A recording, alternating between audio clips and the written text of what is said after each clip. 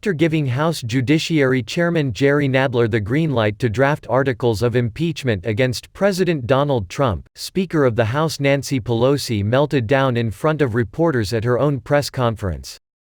Beyond her usual talking points of saving democracy and adhering to the Constitution, the Speaker used her Catholic faith to skirt a simple question from Sinclair Broadcast Group reporter James Rosen.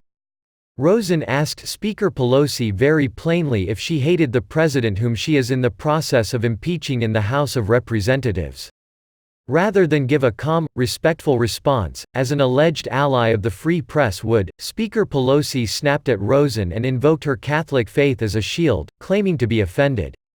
Speaker Pelosi's attempt at claiming the moral high ground here is the peak of hypocrisy from a career politician. Our individual faith and beliefs are our own forces to reckon with, but Speaker Pelosi is far from a shining example of a strict follower of the Church's teachings, especially given her spineless rhetoric on abortion as the issue moves to the center of the ideological divide. As her party moves further to the left each day, especially on the issue of abortion, Speaker Pelosi has simultaneously remained silent while still claiming to be a moderate and a faithful Catholic. The mainstream Democratic Party, fueled by young progressives and far-left interest groups, has embraced unlimited, late-term abortion with open arms. The Speaker refuses to condemn the abhorrent abortion laws implemented in New York and Virginia, which both go even further than third-trimester abortions.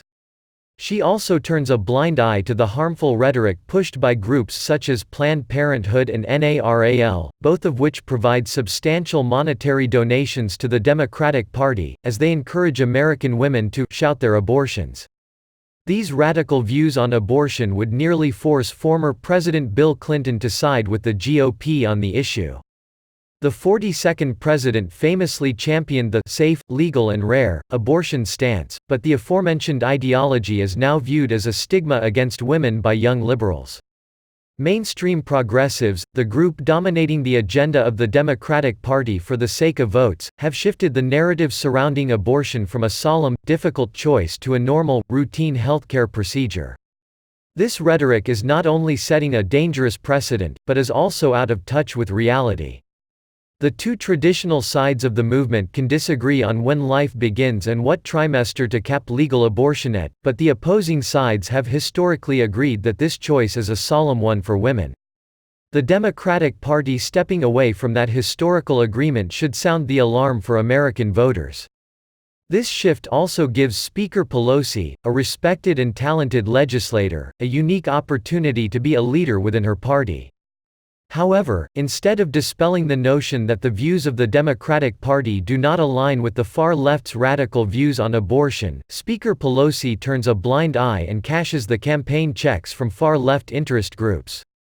This is the Speaker's burden to bear, but to invoke her Catholic faith in front of the American people in order to avoid admitting her obvious hatred for President Trump is despicable.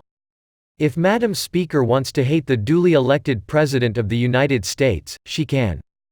If she wants to embrace the radical abortion views of the growing, progressive wing of her party, that, too, is her choice. However, to use her Catholic faith as an excuse to claim immunity from talking about either of these issues, which her once reasonable party has taken extreme stances on, goes against the very teachings on which she claims moral high ground.